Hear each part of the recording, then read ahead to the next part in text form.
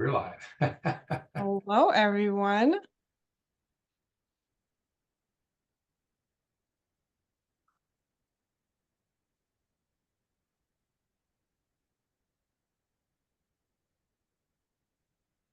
We're just going to wait a couple of minutes until we have a decent number of people to start. We'll give you some chance to join.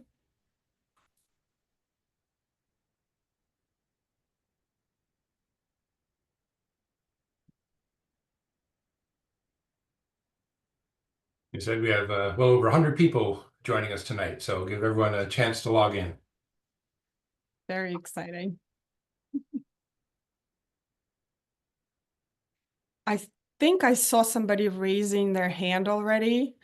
If you do have a question, you can put it in the chat, or actually, if you have a question about plants, you can put it in the Q&A box. If you have maybe a technical question, you can put it in the chat. But maybe somebody pressed it by mistake, which happens just fine.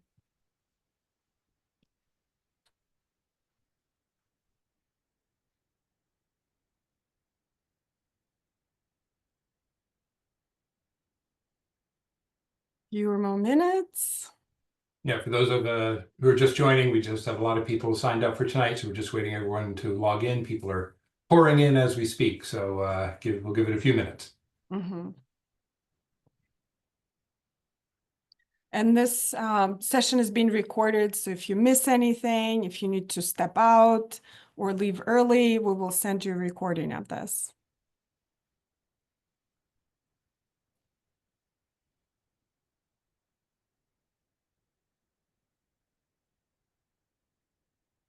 You have to enable chat.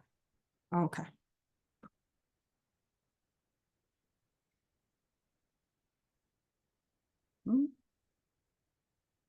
Okay. How's that? Can somebody try typing something in the Sarah just was. Excellent. Thank you. I'm jumping right into the questions while we're waiting for people. Will you discuss trimming plants in the fall and spring? As for the fall and spring cleanup of the native gardens, yes, we will be talking about that.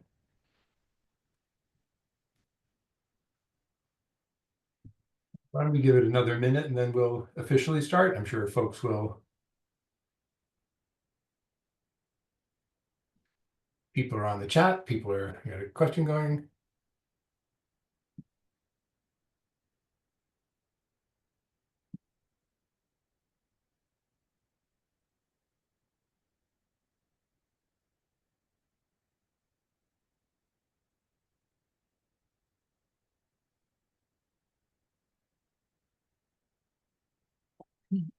Couple more minutes or? Yeah, why don't we start?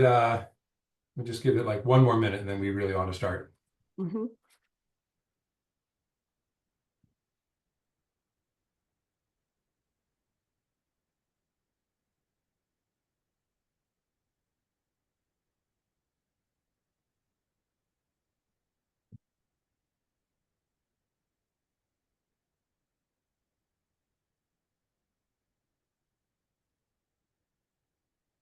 All right, 7:05. How about we get going? You know, lots of folks are still joining. They will pick up as we go along. So I'd like to welcome everybody. Good evening. My name is Don McLaughlin. I'm the chair of the Brookdale Park Conservancy. We're very pleased tonight to sponsor the webinar Native Plants for Your Garden, Plants with Purpose, presented by Yulia Bellinger. Before we get started and officially introduce you, I'd like to cover a couple of housekeeping items. First, the 30-second commercial for the Brookdale Park Conservancy goes something like this. We were established in 2008, and we're an organization that is dedicated to enhancing and beautifying Essex County Brookdale Park. We partner with Essex County and the Department of Parks, but we are an independent, not-for-profit organization. We do not receive any funding from the county. Our work is accomplished entirely through volunteers, and we are supported financially mostly from donations from individuals.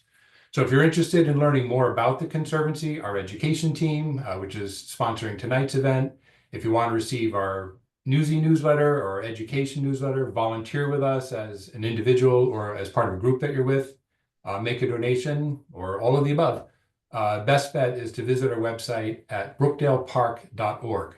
That's brookdalepark.org. You can also follow us on Facebook and Instagram.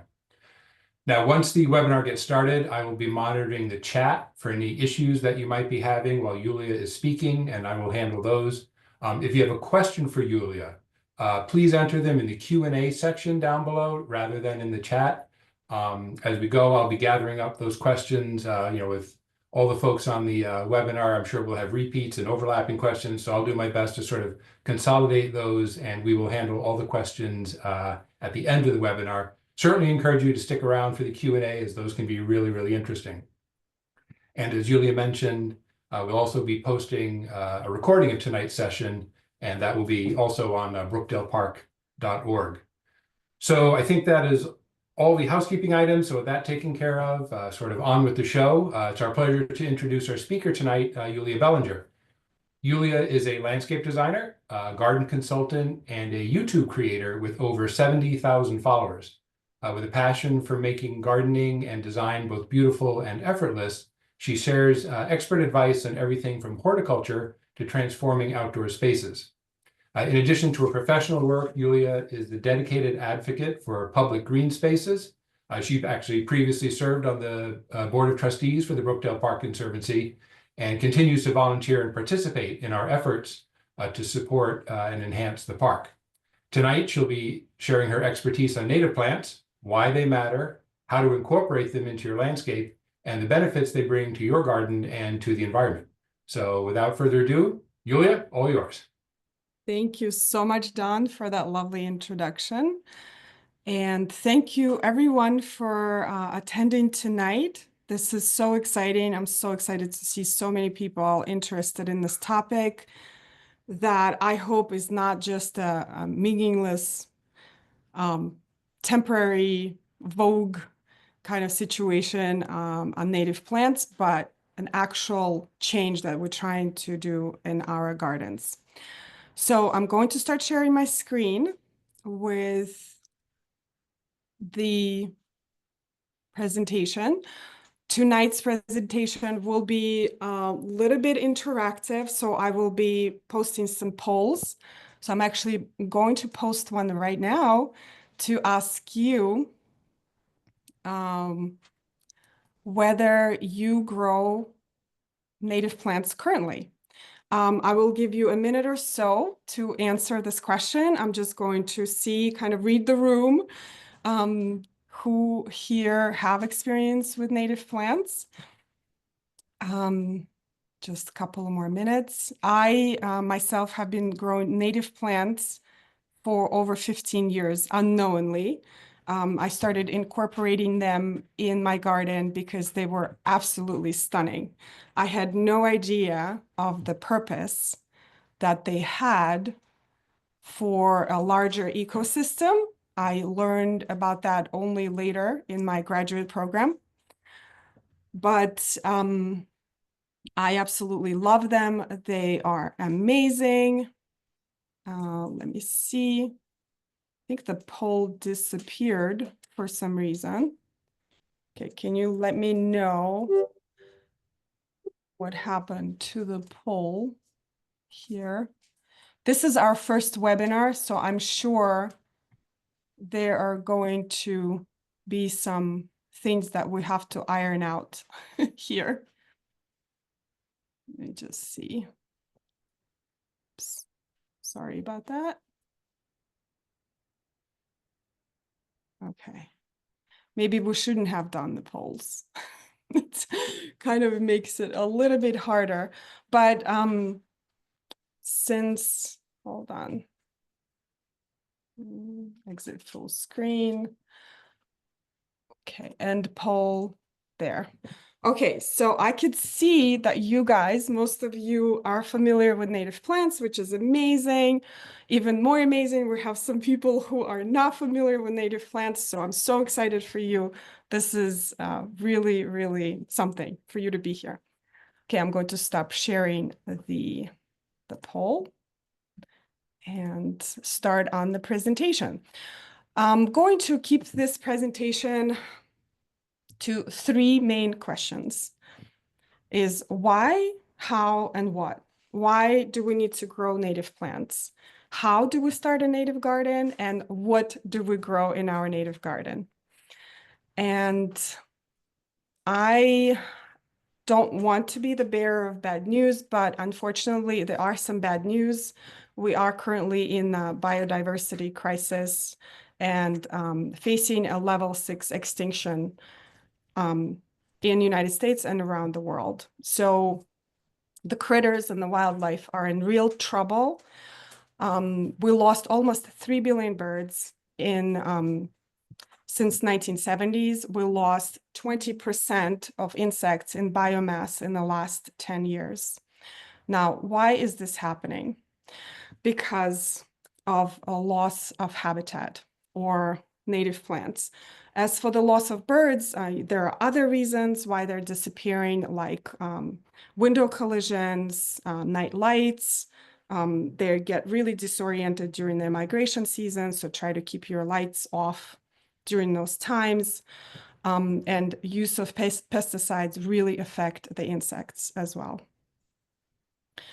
Now, birds need an enormous amount of food in general, and especially when they raise their young. So I filmed this house wren in our backyard. We have a little bird house, which is adorable. And I put my camera there for about an hour because I just wanted to see up close what exactly they're doing, and I didn't want to disturb them and just like stand there and look at them. And I've noticed that they fed their chicks every 10 minutes, which is just amazing. There's an enormous amount of insects that they were bringing back to the nest. Now, I want to kind of mention that most insects are specialists. So they can only eat certain plants in their certain life stages. And they have evolutionary connection to certain plants or native plants. Really good example of that are monarch butterflies. They have evolutionary connection to milkweed, and milkweed plants are the only plants that caterpillars can eat. So no milkweeds, no monarch caterpillars, no monarch butterflies. But what I noticed after adding a lot of native plants to my garden, I started seeing monarch caterpillars, and also during migration season, when they make that unbelievable journey down to Mexico, I always have monarchs stopping by in my garden. Joe Pye weed, in this case, the plant that you see here on the screen, is their absolute favorite. There are other plants that you can plant as well to make sure that they feed themselves with the nectar and energy needed for that unbelievable migration that they're taking. And also Joe Pye weed is loved by all sorts of other pollinators. So the bottom line is, why should we garden with native plants? If there are no native plants, there are no insects, and no birds. And we all love birds. We can all agree that birds are amazing, fascinating, and just beautiful, beautiful creatures. Unfortunately, the landscapes that we created in American suburbs, New Jersey in particular, often look like this. And something like this is pretty much an ecological desert for critters like insects and birds and small mammals. In this photo, you see kind of a typical suburban landscape with a beautiful lawn, which has almost no value to wildlife. You have these beds of mulch. This is mostly a mulch garden rather than a garden. And you will have a number of limited Asian, mostly Asian species of plants, which again have no value or very little value to wildlife because they don't have that evolutionary connection to the insects. So the insects cannot really feed on them. And because the shrubs have been pruned in meatball shapes or like a hockey puck, birds can't even build nests in them, so they're not really useful for shelter as well. So basically what we have done with taking shelter and food away from these creatures. Now, when I started gardening, and let me just move this. When I started gardening with native plants, what I noticed, now I used to be just like an exotic plant gardener, loved, the hydrangeas, the dahlias, tons of other plants that come from other countries.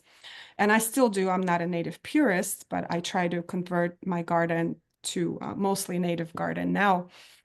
But what I started noticing that plants that are exotic in nature that would normally have a lot of disease problems or pest problems didn't have them.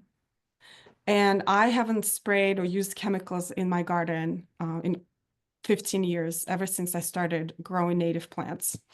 Introduction of native plants and a lot of diversity created these checks and balances in diseases and pests.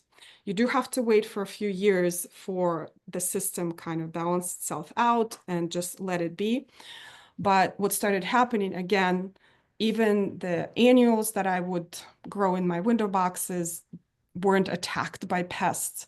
My vegetable garden was a lot more productive because I had a lot more pollinators. Here's my husband who's holding some beautiful tomatoes in his hands. If you need a hand model, let me know, he's available. Right there where you can see in the background where my dog is standing, I have an area which is almost 100% native plants. So as you walk on your way into the vegetable garden, this bounty of native plants, and it just made everything so much better. So here's that area as you walk through to the vegetable garden. Here I'm carrying a pumpkin. It's full of native asters, native grasses, snake root, lots of different species, and it looks absolutely beautiful. This speaks to my heart.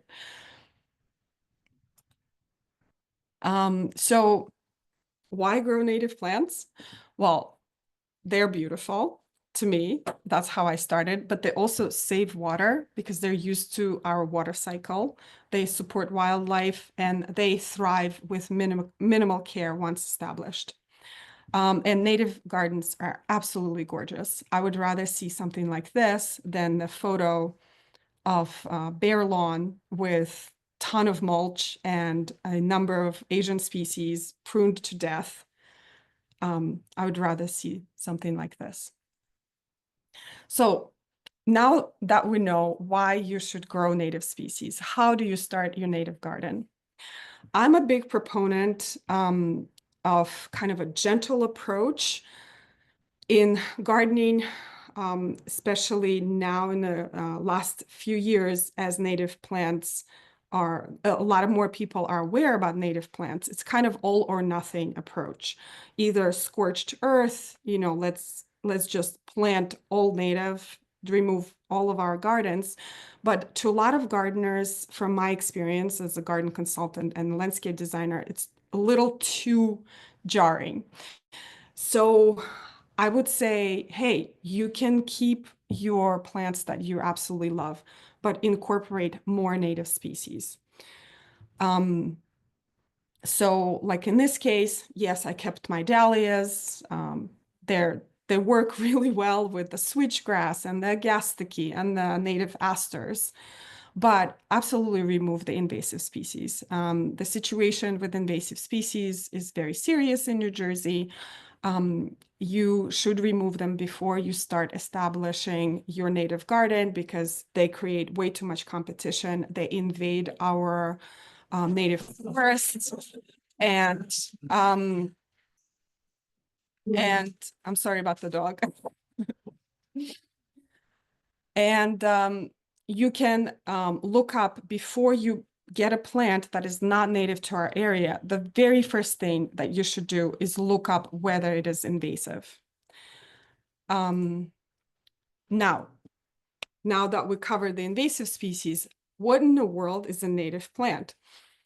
There are a number of avenues you can go in order to research it. So one of them is Homegrown National Park, which is a wonderful website for a lot of different resources on native plants, why you should grow native plants, lots of different insects that you can look up that are hosts, plants that are hosts for the insects. So that is one website that I recommend. boneup.org is a very extensive website. I find it a little overwhelming. You do have to get used to it. It has a ton of information for sure, but it can be a little overwhelming for a beginner. So I would recommend Prairie Moon Nursery website. It is a website where they sell native plants, either seeds, bare root, or plugs, but also when they show you the plant, they show you the regions or the map where this plant is native to. So in this case, there's Aquilegia canadensis, which is our beautiful Eastern columbine. And you can see in the map where it's an endemic to, and you will have it all color coded, where it is rare, where it is native, where it has been introduced. So it's very helpful. Their maps are from boneup.org, but because they're kind of have a limited species, to Midwest to Northeast, it is a lot easier to navigate for us Northeasterners here. So now that we know what a native plant is or which ones we want to grow, and we got rid of our invasive species, the next step is, like with any garden, is to examine your sun exposure, your moisture, and your soil. For sun exposure, I highly recommend using a sun tracker. You can kind of observe your outdoor space just by making records in a notebook. 2 p.m. still sunny, 4 p.m. it's shady, but that's labor intensive, and you have to be home. Most of us work during the day, but the sun tracker will show you the number of hours that you receive, that your space receives. And I use Lumos as a sun tracker. It's a free app, very, very helpful. And most gardeners that I deal with, the biggest issue that they have or they get wrong is the sun exposure for their garden. They either plant plants that require full sun exposure in the shady location or shade plants in the sunny location, and they scorch. And a lot of gardeners highly underestimate or overestimate just how much sun certain plant receives. Sun exposure is one of the biggest kind of factors in your plant success. You can test your soil if you need. I don't always recommend it because, oops, sorry, kind of went too fast, because these are native plants. They're used to our native soil. Now, we did alter our soils somewhat while we were constructing our homes. While, let's say, if you had a vegetable garden, you added maybe a little bit too much organic matter. So that's something I would look at. A lot of times, if you are planting something around the foundation, there could be construction debris of concrete, which makes soil too alkaline for plants to grow. So it would be helpful to see the pH of your soil. And also, as for the organic matter, anything like over 5% or like 5%, that is a little too much for native plants. A lot of them prefer poor soils unless it's the ones that grow in the woods and kind of like that humusy rich soil. Now, plant diversity.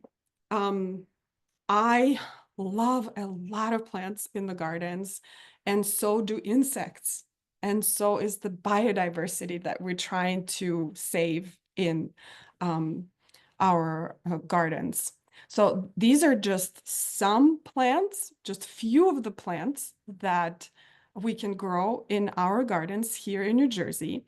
And I wanted to have another quiz or poll asking you, this is a quiz, how many species of native plants do you think there are in New Jersey?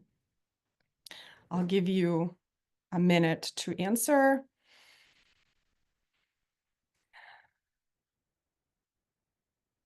And if you answer, you can close the window, the poll window, and kind of look at this beautiful array of these wonderful plants, from mountain mint to goldenrods, the columbine, the blue lobelia, bush honeysuckle, euchre, agastache. Just trying to move this poll box. There's Pennsylvania sedge and the red buds that are about to bloom, and the native bleeding hearts, and Comptonia, woodland phlox that can take shade, and witch hazels that are blooming right now. Okay, so I think you guys did pretty well. There are over 2,000 species of native plants here in New Jersey. So if you are a gardener, and I know how it is to be a gardener, you want to grow all of the plants. There's no stopping us. There's no lack of plants or plant diversity that you can incorporate in your gardens. Include keystone species. So there are certain plants, certain native plants that are way more productive than others. And they are different from different regions. And again, you can look all of this up either on Homegrown National Park and other websites. But for our area, these three plants, there are others, but these are kind of like the top. Oaks are probably the most valuable plants that we have here. There are different types of oaks. And unfortunately, the red oak family is now getting leaf scorch. So I avoid planting those. The white oak is amazing. It's a beautiful tree, very long-lived, can live up to 600 years, very statuesque, just an amazing, and supports hundreds and hundreds of species of insects. Goldenrods are huge, like a workhorse as for supporting insects. It supports like 200 different insect species. If you have a smaller garden, you can plant goldenrods that are a lot less aggressive than the common goldenrod or Solidago canadensis, which will take over your garden like a wildfire. If you do have a larger property, just you can go ahead and populate, a big field with that goldenrod. Also, black cherry is very, very valuable as a keystone species. And I find it a beautiful tree, as as well. Now, so we picked our species, how to prepare the site for your native garden. A lot of times we want to convert lawn into a garden. So I do what's called a no-dig method. In fact, when you dig in soil or till in soil, you expose a lot of carbon, which contributes to climate change. So we try not to do that.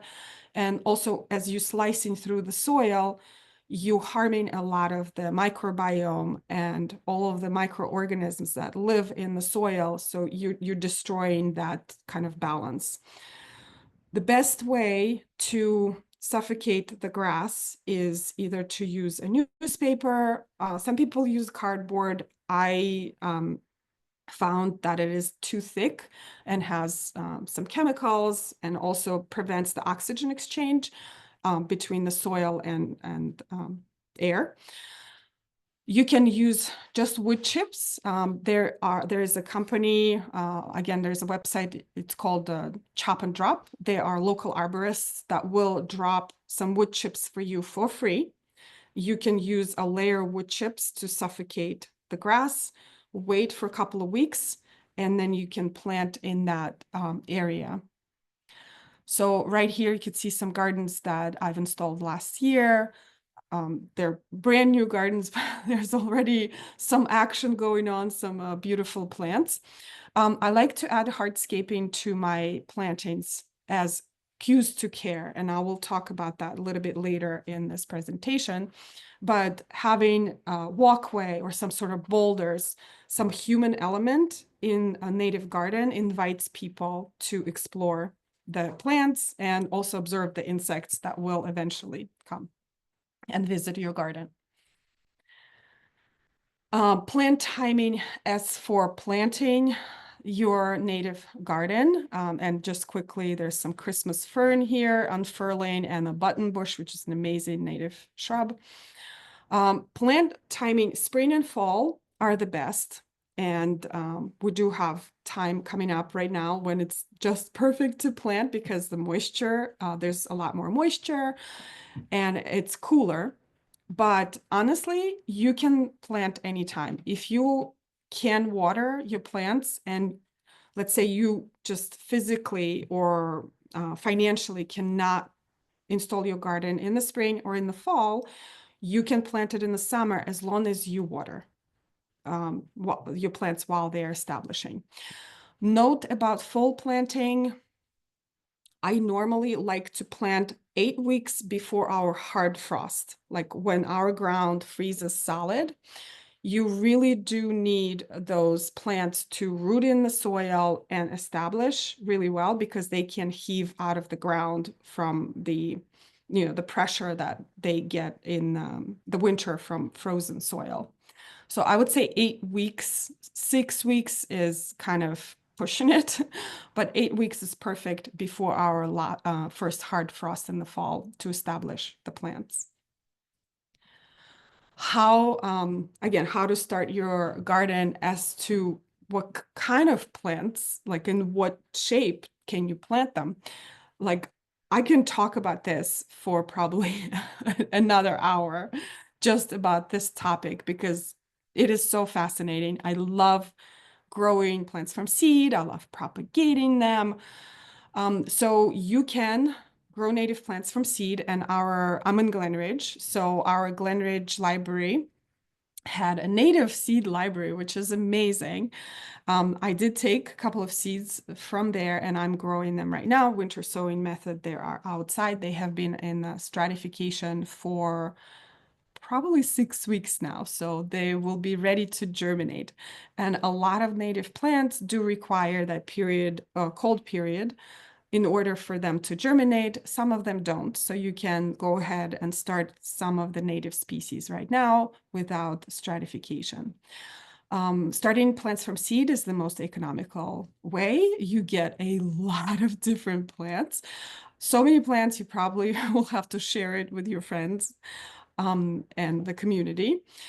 Another great way to start plant native garden are plugs. So plugs are like these little plants. They're about 5 inches and there are a lot of different sources. I will go into the sources on the next slides where you can get plugs. Plugs are great because they're smaller, they're established a lot easier, and also they're a lot easier to dig. So you don't have to dig like a giant hole if you have a big pot of plant to plant. Other ways are divisions or rhizomes. So if you have a friend with a native garden and let's say their aromatic aster is getting rather large, you can ask for a division. Something like this, you'll get a root and you put it in your garden. And of course, nurseries. So sometimes nurseries do have native plants. It's quite rare. I think we're still not there yet when native plants are as popular as like I would like them to be. But Metropolitan Plant Exchange in West Orange, they usually have a separate stand just for native plants, and they have a pretty good selection, probably like 10, 15 species, which is better than nothing.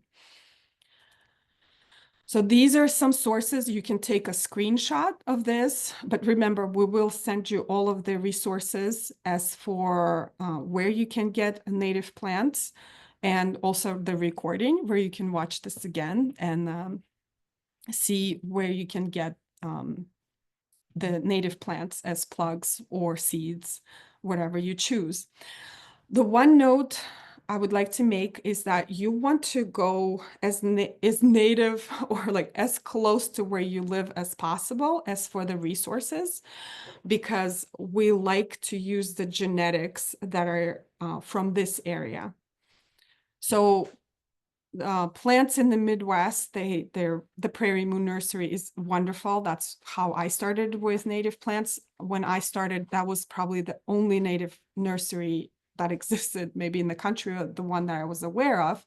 But they're in the Midwest, so they have a little bit of a different genetics, but that's better than nothing. Again, starting plants from seed, especially from seeds that a friend maybe gave you from their garden, is great because it does have that genetic diversity that we need to perpetuate. There are a lot of native sales coming up, which is exciting. So Deb Ellis shared this with me. There are plant sales in Hillcrest Nursery in Verona, which is like literally 10 minutes away if you're in Montclair. Great Swamp Watershed Association is having plant sales, and also Toad Shade Nursery, which is amazing, is having a plant sale or booth at Eco Fair, Glenridge Eco Fair. I get plants there every year. Like you can't stop me. Cannot stop me from doing that. And Essex chapter will be selling swamp milkweed plugs as well. Now, you got your garden established, you got the plants, you know they're native plants to our area, you planted them. You do have to water your garden while it's being established. If you guys want me to go back so you can take a screenshot of this, but again, we will share all of these resources with you. Let me see if there's a question. Thank you so much for sharing this useful information. Okay. So once your garden is established, you do have to water it.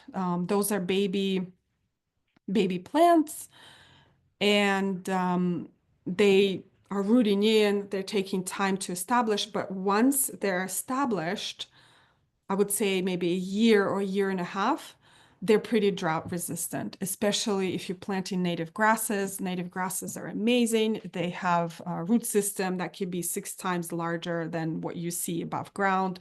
They're great for erosion and for drought situations as well, which we have been experiencing these strange drought conditions in the last couple of years. Leave the leaves. They're literally called leaves.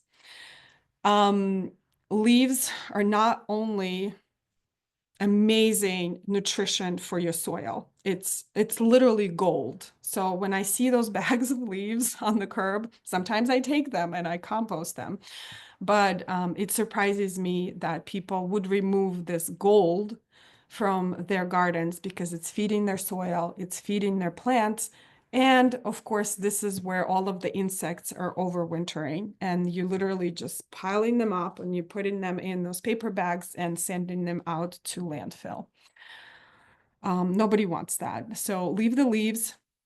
If you have a lawn area, just kind of rake them away into the planting beds. They will biodegrade and make your soil a lot better and feed your plants. You can use chop and drop during a cleanup. I know there was a question before we started about a cleanup in the fall and in the spring. I don't recommend that you clean up your garden in the fall at all. First of all, it looks so beautiful. Like this is an example from my garden, the switchgrass and echinacea seedlings that were left over this winter. And I think it is absolutely beautiful. They look like ice cream cones, I guess, to me. so architectural, and also goldfinches come in and just will eat all of these seeds. So this is your bird feeder for your birds. In the spring, we wait until we start the cleanup.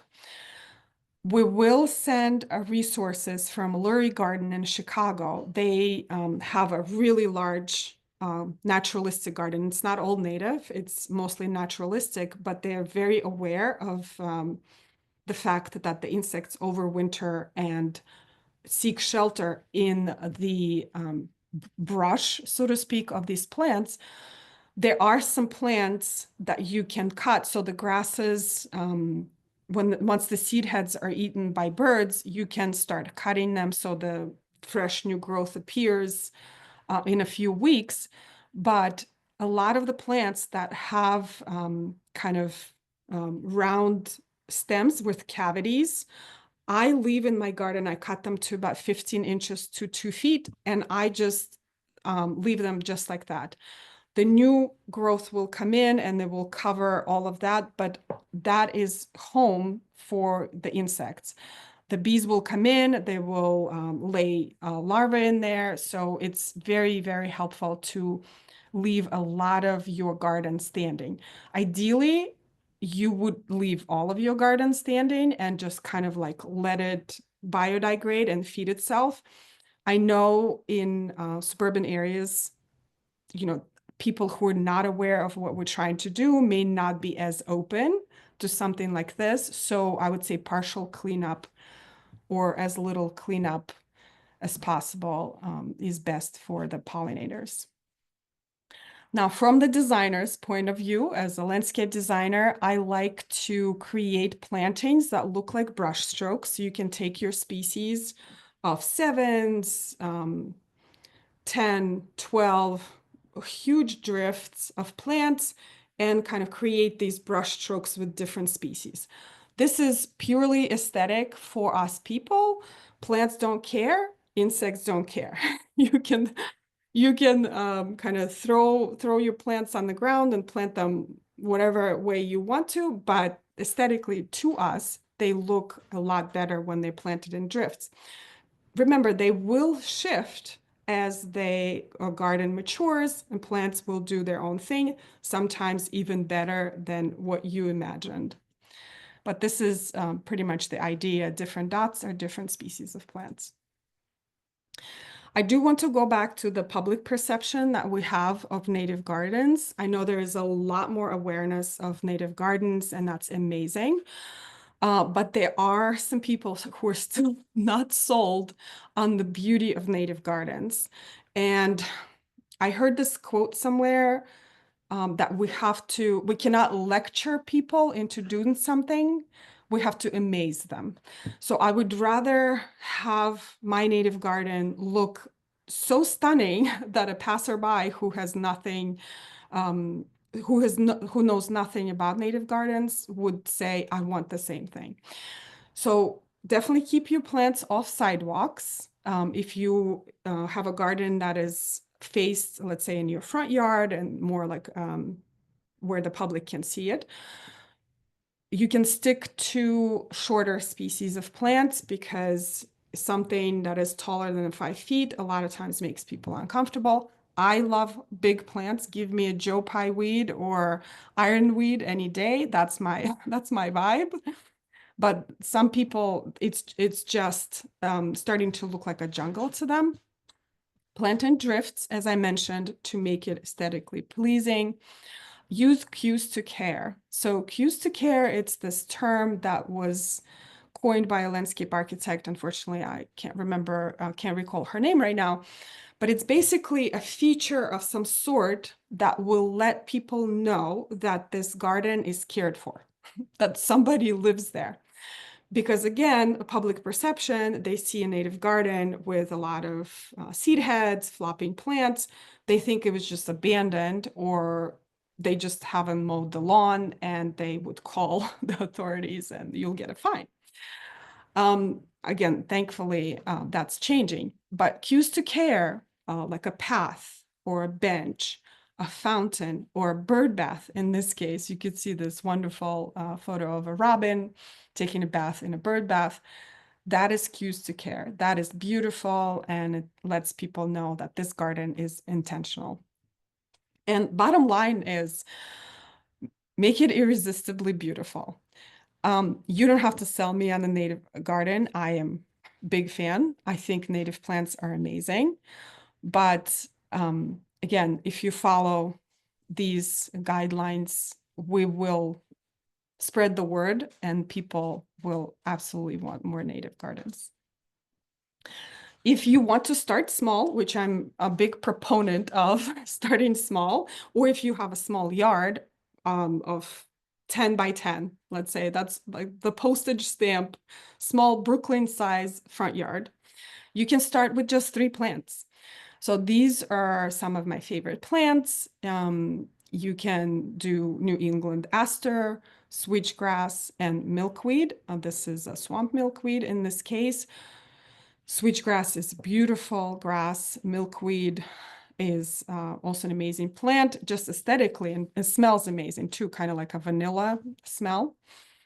And New England aster is great for those late season pollinators, and also host plant for a lot of insects. That combo was for full sun. This combo right here is for shade, especially dry shade. I get this question all the time. What do I do in dry shade? We have so much dry shade with the beautiful trees that we have here. So these 3 plants will do really well. Whitewood aster, Christmas fern, which is evergreen in our area. So it kind of provides that greenery for you. And goat's beard. Goat's beard is an amazing plant. It's like an astilbe on steroids. If you like astilbe, you should grow goat's beard. These 3 shrubs are beautiful native shrubs: oak leaf hydrangea, summer sweet, clethra, and blueberry.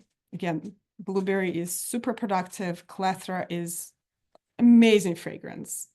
That, again, that vanilla fragrance, and fall color is amazing. These are just some kind of solutions. These are like real case studies from my work.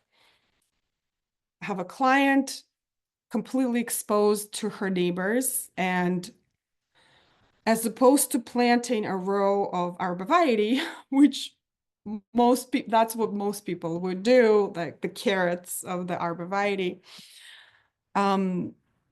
we opted for this native hedgerow. And these are all of the plants that are in the plant list. This is a rendering, so it hasn't been installed yet, but you can take a screenshot. If you have an area like this, hedgerows are amazing.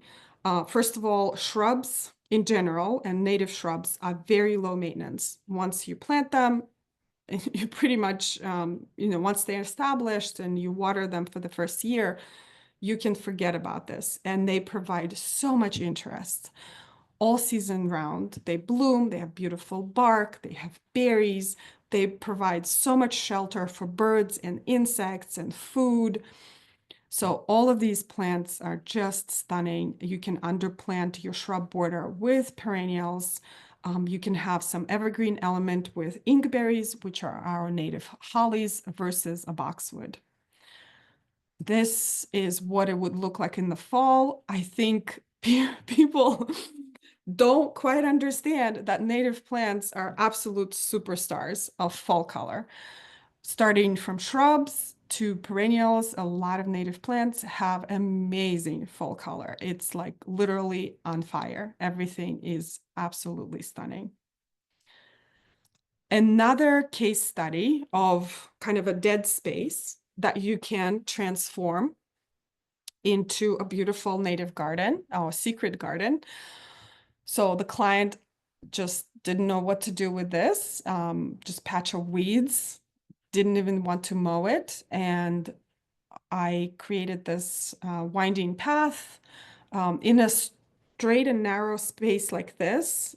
Definitely go with a winding path rather than a straight. Then it makes it a lot more interesting, with a little bench, native honeysuckle at the end, maybe summer sweet, native geraniums, Itea virginica, echinaceas, some native grasses. So totally, totally different space. Another case study, lawn under a tree with lots of roots. You can have something like this. All of these plants can grow in those conditions. Again, this is a little bit of a larger undertaking, but if somebody is really excited about gardening and native gardening, you can take sections of the lawn and start converting it into native gardens little by little. I call it the creep. You start small and you extend it every year. Don't overwhelm yourself, but this is something that you can absolutely do. It is gorgeous. It is productive. And it's amazing for our biodiversity. You could take a screenshot as well if you want to of the species. And in the end, just wanted to say again, the things that we should do to help the biodiversity and help the ecology, that we actually can make a difference. Add native plants to your garden. Avoid using chemicals.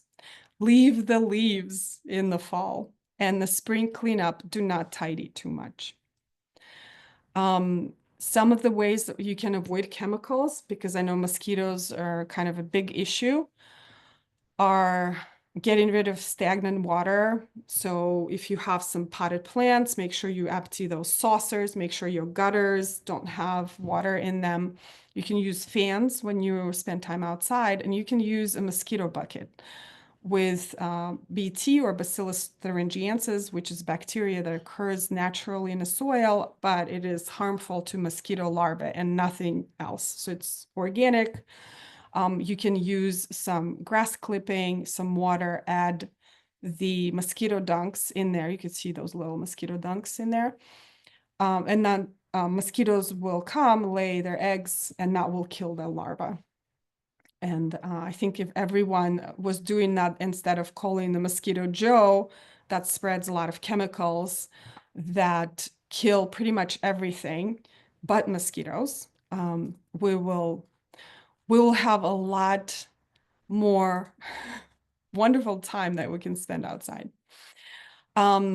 These are another kind of innovative ways that you can help wildlife. You can create a dead hedge.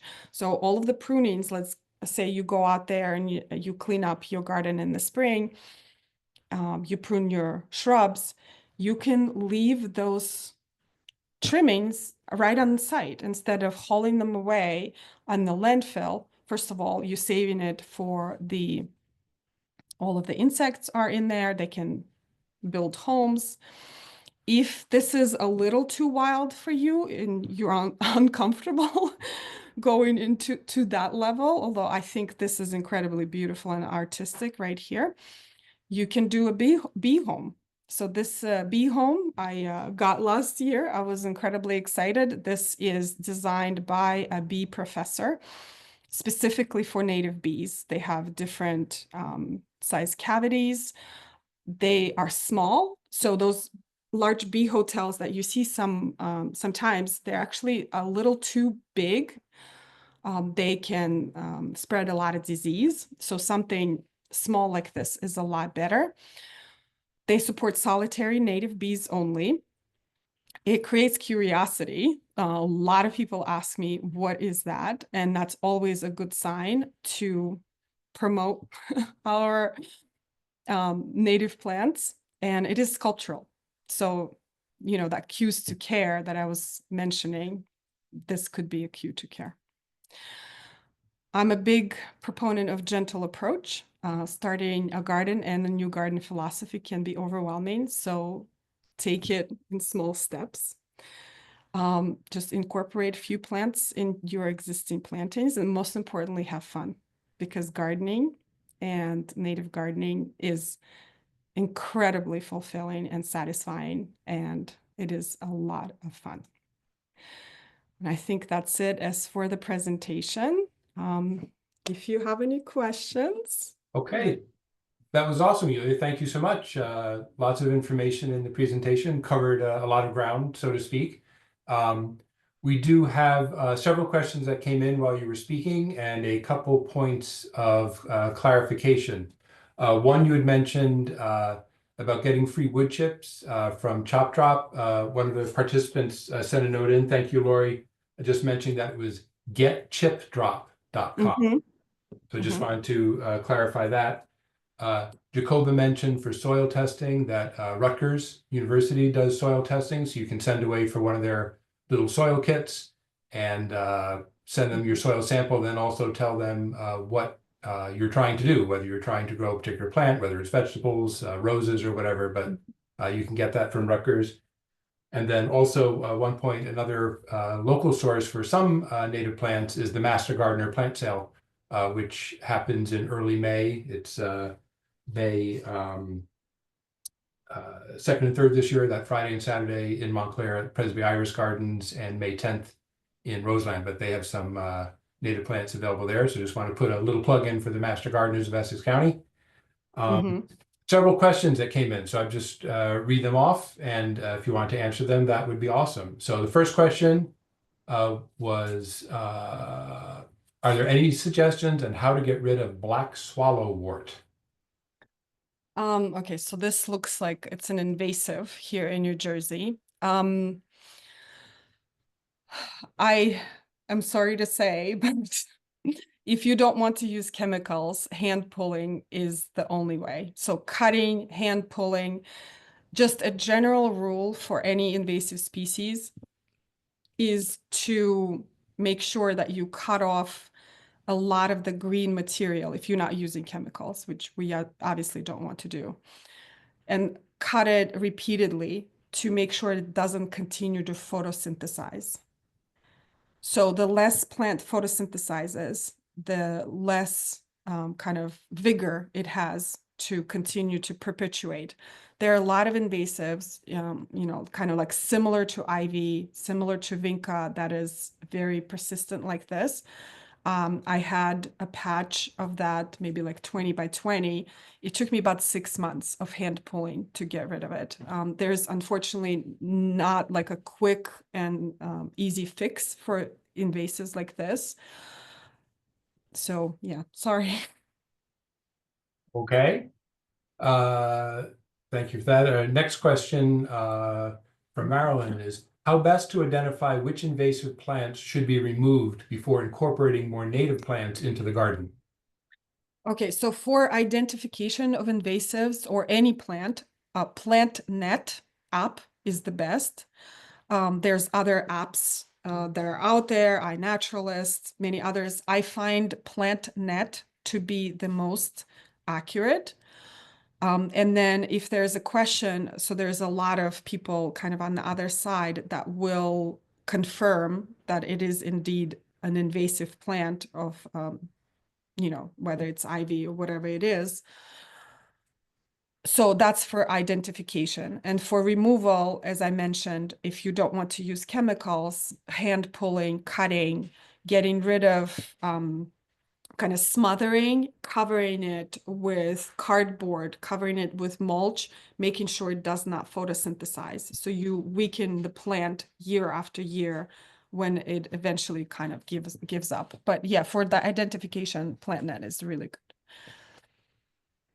Okay, great. Next question, Julia, is from a fellow dog lover.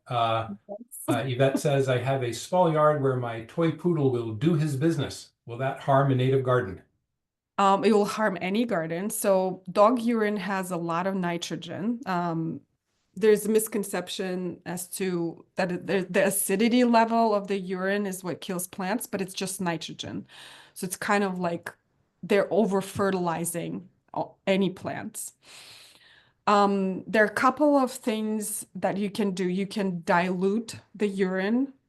So water your garden a little bit more to dilute that urine. You can create maybe like a pee post for your dog. Just look up a pee post. it's usually like a rock or like a fake fire hydrant, and they would like to use that as instead of your plants, or maybe like a little gravel area. As a dog owner myself, I can sympathize, and I do have a lot of clients with dogs, so it is definitely an issue. But yes, diluting their after they go do their business, diluting the urine helps with that. Okay, thank you. Anonymous wants to know where people get newspapers these days. Our house, you can stop by, plenty of New York Times.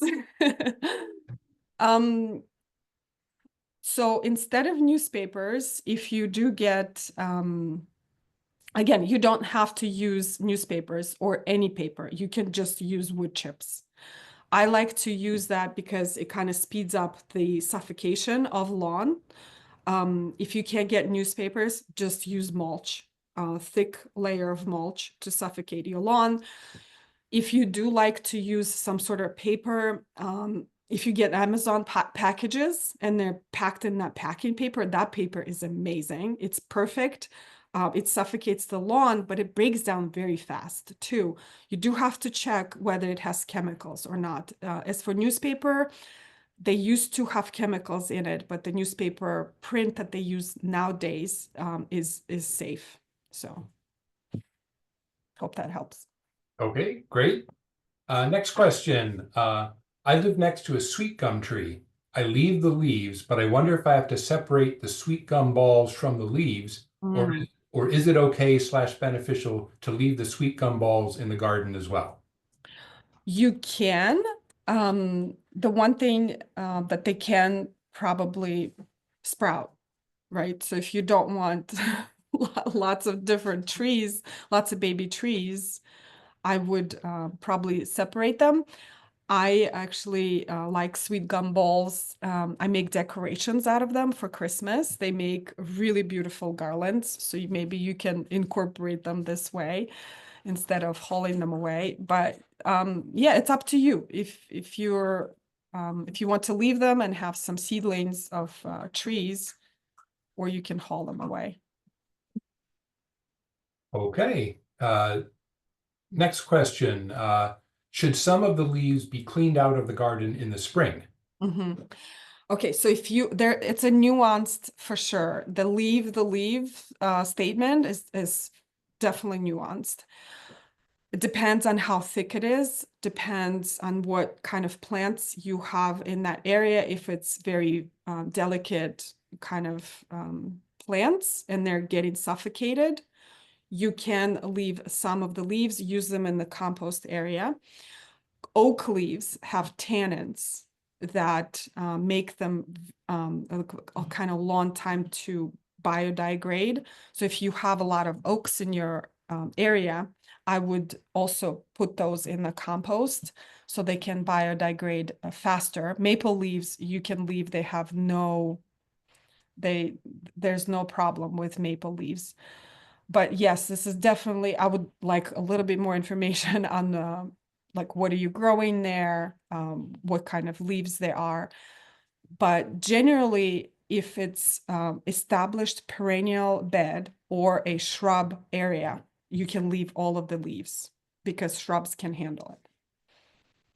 Okay, great. I see a few more questions coming in. I see some folks are entering their questions in the chat as well. Just a reminder, if you could send the questions to the Q&A, I will go get the questions from the chat. But for any additional questions coming in, if you could just put them in the Q&A section, that'll help us stay together here. The next question is, I'm just getting into native natural gardening. I don't use any pesticides as I dog sit and have grandkids at my home. I've noticed lily of the valley has taken over an area. When can I clean it up? I know it will upset my daffodil bulbs as it's worked its way in and around them. Okay, so yes, lily of the valley is incredibly invasive in our area. I dealt with that personally as well. Inherited a large patch from previous owners. So if you have daffodils interplanted with the lily of the valley, I would let the daffodils bloom and then after the daffodil foliage starts to turn that yellow, mushy yellow, that's when you can start working on your lily of the valley. Make sure you pull the rhizomes because they can get quite deep. You can use a hori knife to kind of poke at them and get them out of the ground. It is, from my personal experience, probably like a 9 month to a year project to get, like, I don't know how big your patch is, but my patch, which was about like 15 by 15 feet, it took me about a year to get all of the rhizomes out. Okay. Next question. Thanks for sharing your knowledge. Question, you mentioned cold stratifying, but I missed it. Would you say there's still some time to plant native seeds for this season? Mhm. I don't prefer going against nature. You know, we're trying to go with nature here and let nature help us do its thing. I know you may be impatient. Sometimes we want to grow things right away. There are some plants that require only 30 days of stratification. So if you want to try to start them right now, I think, you know, we're getting really warm here. What you can try is try to stratify them in the fridge. So it's middle of March, middle of April, so you have 30 days. It has to be moist and cold stratification. Usually just sticking your seed packet in the fridge will not work. You need to either put it in a moist paper towel and kind of close it and put it in a little baggie or like two plates, close it, and put it in the fridge for 30 days. But a lot of native seeds require stratification of over 60 days. So that is kind of too late. So when you go get your seeds, make sure that you read that they usually let you know that in the description that they need stratification of 60, 30 days or no stratification at all. But yes, the 30 days I think you can still do it. Okay. One more question here in the Q&A section, then I'm going to pop over to the chat because I know there's some questions floating over there. This one is, any recommendations for a container garden on a shady balcony? Okay, so I have, this is something I use for my consultations. These are my shady perennials, well, except the echinacea. So I would say you can do the phlox, the native phlox, Phlox divericata. The native geranium maculatum, is really, really pretty. The Christmas fern, which will stay evergreen for 12 months of the year. Just those, depends on how large the container is. Like those 3 species will already make a very pretty combination. You can also do something like Solomon seal. You can do Euchera, Villosa, and Americana, also really, really beautiful, and they do stay evergreen in our area. What I noticed that a lot of native perennials don't love the competition from each other in containers and prefer to be by themselves. They will do well in containers even over the winter. But you can try combining maybe 2. If they don't work out, just have separate pots, beautiful pots for separate native plants. But that's a great idea. Okay, several more questions have popped up. So let's see. What do you actually do with the leaves in the spring? Do you turn them into the soil or leave them on top? Do they have to be chopped? You don't have to, again, that depends on what kind of bed they're in.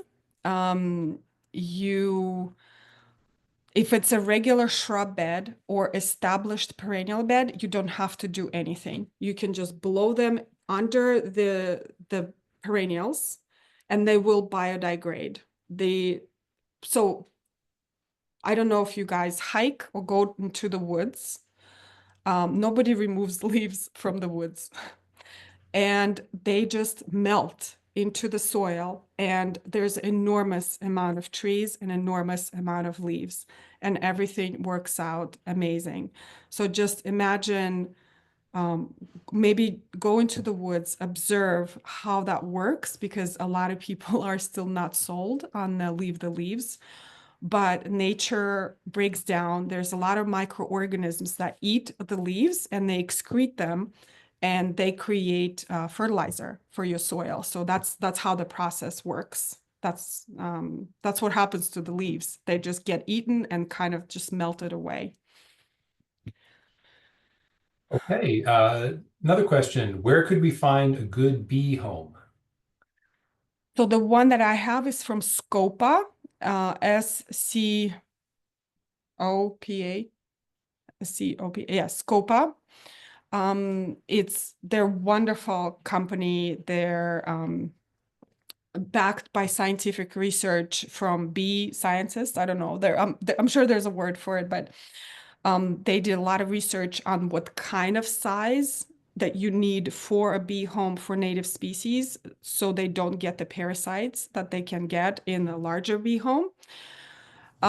Their bee homes are made out of natural wood. You can change those slots right there. And what's interesting, I'm just gonna go back and show you. So I was super excited when I saw that. You see, if you could see my slide right here. This was about 2 weeks after I installed my bee home, and one of the bees already, I think this was a leaf cutter, they laid a larva in there. I could not have been more excited. But this actually has like a glass slot in there, so you can observe your bees. Like you can see what they actually do, which is fascinating, especially if you have children, if you want to show them how this process works. So this is one of the bee homes that I absolutely love. There were some bee homes on sale in Costco that were inexpensive and smaller, but I think they're still a little too big for like to avoid the parasitic situation that they can have. You do have to clean them as well. So these are very easy to clean. After one season, you boil them and you kind of put them back in there. So it's Scopa. That's the name of this one. Okay, next question was about native plants in a shady spot in containers. We sort of touched that topic already. What ground covers would you recommend for the strip between the sidewalk and the road? Mm-hmm. It depends on your kind of sun exposure. So the situation between, so it's the strip that is between the road and the sidewalk is called a hell strip, because nothing grows there. And some people call it parking strip, devil strip, hell strip, boulevard, but in our area it's called hell strip. It is very dry, and also they spread salt there in the winter. So the species that you can select, they have to be salt tolerant. Grasses, they're beautiful grasses. Purple love grass, or Eragrastis spectabilis, is an excellent grass that you can plant on the hell strip. It's just so pretty. You can interplant it with a rudbeckia, some interesting little flowers there. So that is like one plant that is highly tolerant of those conditions. A little blue stem, which is a little bit taller. Again, it depends on how tall or low you want to go with the planting there.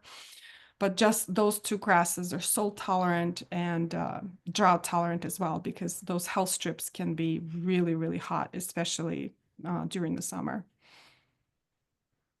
Okay, we have one suggestion to check if you're looking for newspaper, check your local library.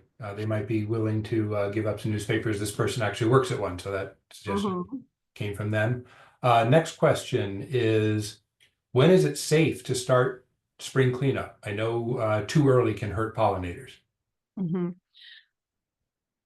Again, very nuanced question, probably better answered by an entomologist. The purest native community, they prefer not to clean up at all.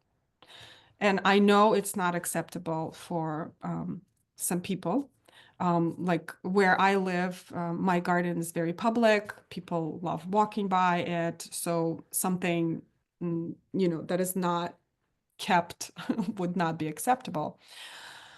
But usually it's like a week of a 50-degree days when the insects kind of hatch and they leave all of their overwintering spots. That's after a week you can start cleaning up.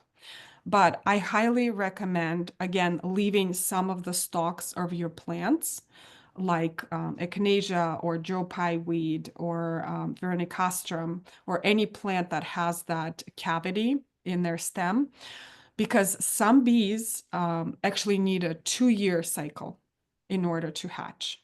So if you can leave those stems, they will not hatch this year, they will actually hatch the next year. Lurie Gardens in Chicago that I mentioned before, they have extensive guide that you can look up and see what kind of species that you can clean up right away, or the ones that you can leave for a few years. And again, like in a few weeks, it's all going to be grown over anyway. But generally, you just wait for like a week of a very, very warm, stable weather, let the insects leave, and then you can start cleaning up. Okay, I am looking, and that was the last of the questions in the chat. Let me pop over to the Q&A. There are no open questions in the Q&A. Are there any additional questions that you would like to ask Yulia? Get them in the next couple seconds here if there are anything else that you would like to ask.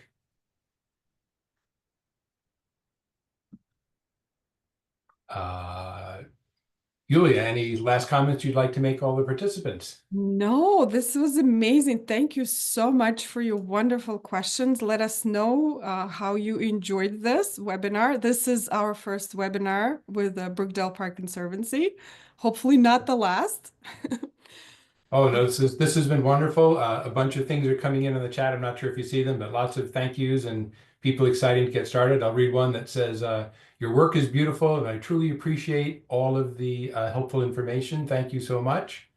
I'd like to thank you, Yulia, for doing this for us and for the Conservancy. It was an awesome presentation. I know folks got a lot out of it. I want to thank everybody who participated this evening, and a chance to spread the word about native plants and how important they are for all of us. A reminder that this webinar was recorded, and we will be posting that to the Brookdale Park Conservancy website, again, brookdalepark.org. And we'll be sending, I believe we're sending all the registrants a link to the recording, as well as a list of the resources. So unless there are anything else from anyone, we will wrap it up for this evening. Thank you so much. All right. Thank you so much, Julia. We really appreciate it. Thank everyone, and everyone have a lovely evening. Thank you. Bye.